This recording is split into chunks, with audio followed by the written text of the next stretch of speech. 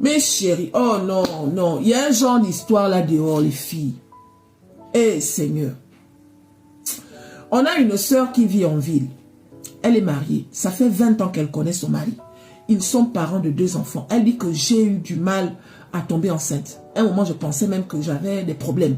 À l'hôpital, on ne voyait rien. On m'a toujours dit qu'il n'y a pas de problème, rien du tout et tout, nanani, nanana. Et mon mari et moi, on s'est toujours soutenus parce qu'il savait que ce n'était pas de ma faute. Donc, j'ai eu mes enfants en retard. Donc, 20 ans de mariage plus tard, notre premier enfant a 9 ans et la deuxième, elle a 5 ans. Dieu merci, tout se passe super bien. Notre sœur, elle a une grande sœur qui vit au village, qui a beaucoup d'enfants. Avant que notre sœur ne fasse les enfants, c'est elle qui s'est toujours occupée des enfants de sa sœur, notamment sa première fille, qui apprend très bien, elle est très intelligente à l'école. Mais malheureusement, sa maman n'a pas de moyens. Donc, quand notre sœur est partie s'installer en ville avec son mari, malgré le fait qu'elle était en ville, elle envoyait toujours de l'argent pour les enfants, en fait. Surtout, la gamine est là, pour qu'on puisse la suivre à l'école. Sauf que quand elle a eu le bac, étant au village, on ne savait pas quoi faire. On ne savait pas où on pouvait la mettre. C'est comme ça que la grande sœur qui est au village demande à notre sœur qui vit en ville si elle pouvait récupérer la petite pour que la petite puisse continuer l'école. Parce que la maman n'a pas de moyens. Et là, la sœur dit que bon, je ne peux pas te dire oui, il faut que j'en parle avec mon mari. Elle a en parlé avec son mari. Le mari a dit que lui, ça ne le dérange pas, mais il faut qu'il sache aussi si la petite est bien élevée parce que faut pas qu'on prenne une gamine qui va venir rentrer dans notre cerveau et tout, nanani, nanana.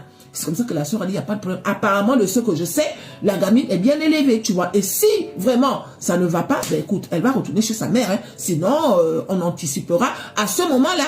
Donc, d'un commun accord avec son mari, ils ont décidé de prendre la gamine. Aujourd'hui, ça fait 4 ans que la gamine vit avec eux. Mes chéris, il n'y a jamais rien eu d'anormal. Il n'y a jamais eu de problème, rien du tout. Bien au contraire, c'est une gamine très serviable. Elle se lève le matin avant d'aller à l'école. Tu vois, elle joue bien avec les enfants. Il n'y a aucun problème, tout se passe bien.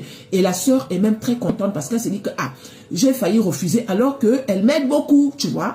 Quand elle va à l'école, moi je fais ce que j'ai à faire.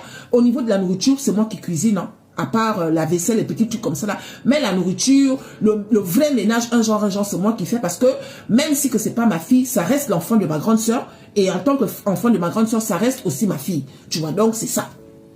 Là, il y a quelques jours, une semaine, mes chéris, ils sont partis à un mariage, notre sœur et son mari. Donc, ils ont laissé la gamine avec leur enfant. Les 2 petites là, de 9 ans et de 5 ans. La grande est restée à garder les enfants. Étant là-bas au mariage, il fallait faire les photos. Pour faire les photos, il fallait utiliser le téléphone. Mais le téléphone de notre soeur n'avait plus de batterie. Elle dit qu'il ne me restait que 3% de batterie. Comme on devait faire les photos, tout ça, j'ai demandé à mon